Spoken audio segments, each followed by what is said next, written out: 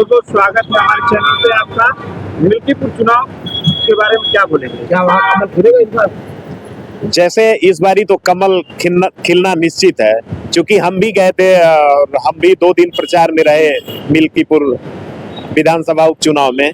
तो देखिए इस बारी लोगों ने मूड बदला है और संसद में जो अखिलेश यादव जी कहे थे कि ये अयोध्या के जो हैं ये राजा हैं अवधेश प्रसाद जी को, तो अयोध्या के राजा अवधेश प्रसाद जी नहीं, अयोध्या के राजा तो प्रभु श्री राम हैं। और जनता ने मूड परिवर्तन का जो वो सीट हारी थी और वहाँ के लोगों पे एक कलंक लग गया था।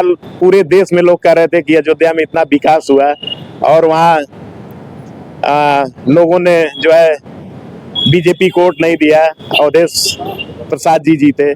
लेकिन अब जनता ने मूड बना लिया है और भारी मतों से चंद्रभानु पासवान जी इस बारी विजयी होंगे। कभी वहाँ कमल नहीं खिला? नहीं, कमल खिलेगा। और सपा प्रतीक्षा लगा चल रही अपना पूरा? नहीं, सपा तो दूर दूर तक लड़ाई में नहीं है। इस बारी लोगों ने वहाँ पे, हम लोग तो गांव-गांव जाके वहाँ प्रचार प्रसार किए, लेकिन लोगों का एकदम मूड चंद्रभानु पासवान जी के पक्ष में जनता मूड बना चुकी है कि भारी से भारी मतों से चंद्रभानु पासवान जी को 5 तारीख को वोट देके और विजयी बनाना है। यानी कि भाजपा झंडा गाड़ लेकिन भाजपा का झंडा गड़ गया है। धन्यवाद।